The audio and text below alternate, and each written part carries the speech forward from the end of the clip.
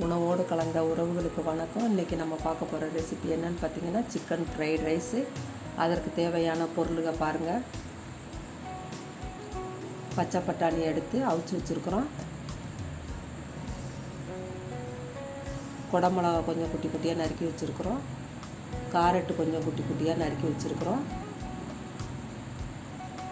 அதுக்கு தேவையான masala garam masala, mutton masala, shot masala. இங்கிட்டு பார்த்திங்கன்னா எலும்பு இல்லாமல் சிக்கனை பொரித்து எடுத்து வச்சுருக்குறோம். அடுப்பை பற்ற வச்சாச்சு. பாத்திரத்தை வைக்கிறோம். 3 டீஸ்பூன் எண்ணெய் ஊற்றுறோம்.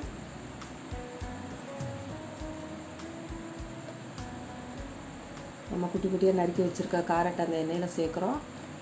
அதோட குடமிளகாயும் சேர்க்குறோம். தேவைன்னா கொஞ்சம் உப்பு சேர்த்துக்கலாம். சேர்த்து நல்லா கிண்டணும்.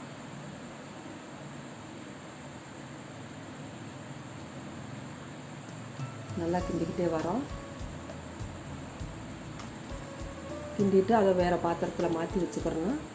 அதே பாத்திரத்தில் 5 முட்டையை சேர்த்து நல்லா அதையும் உதிரியாக கிண்டணும். அதுக்கு கூட கொஞ்சம் உப்பு சேர்த்துக்கலாம். உப்பு சேர்த்து நல்லா உதிரியாக கிண்டணும். பொரிச்சு வச்சுருக்க காரட்டை அதோடு சேர்க்குறோம். சேர்த்து நல்லா கிண்டுறோம்.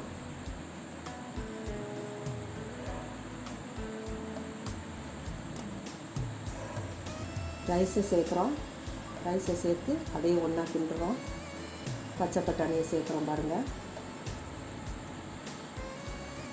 கிண்டிக்கிட்டே வரையில் நம்ம மசாலா எடுத்து வச்சுருக்குறோம்ல, அந்த மசாலா 3 மசாலாவையும் அதோடு சேர்க்குறோம். சேர்த்து அதுக்கும் கொஞ்சம் தேவையான அளவு உப்பு சேர்த்துக்கலாம். காரம் கொஞ்சம் தேவைன்னா பெப்பர் கொஞ்சம் சேர்த்துக்கிறோம். சேர்த்து நல்லா கிண்டி விடணும். உப்பு கூட கொஞ்சம் சேர்த்துக்கிறோம்.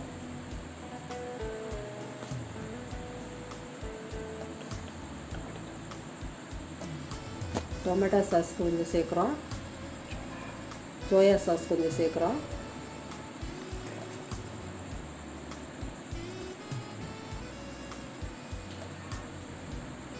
க்ரீன் சில்லி சாஸ் கொஞ்சம் சேர்க்குறோம். அதோட பொரிச்சு வச்சுருக்க சிக்கனையும் சேர்த்து நல்லா கிண்டணும்.